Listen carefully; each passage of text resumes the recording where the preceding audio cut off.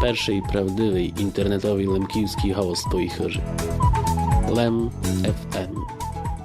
Retransmisja Świata Kultury nad Osławą z 2013 roku.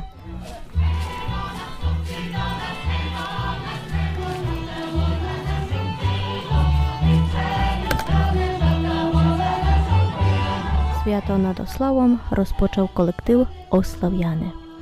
Принаймні, коли я їм була на праздниках, то вони все виступували.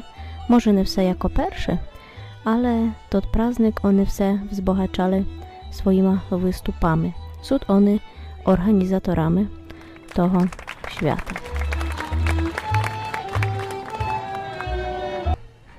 Розмова з Ярком Машлухом, котрий є артистичним керівником ансамблю Ослав'яни і теж jednym з найбільш активних організаторів Свята культури над Ославом.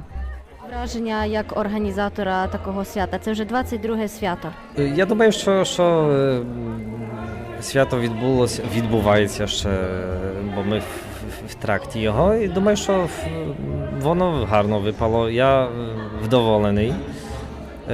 Дуже гарні виконавці, дуже цікаві ансамблі.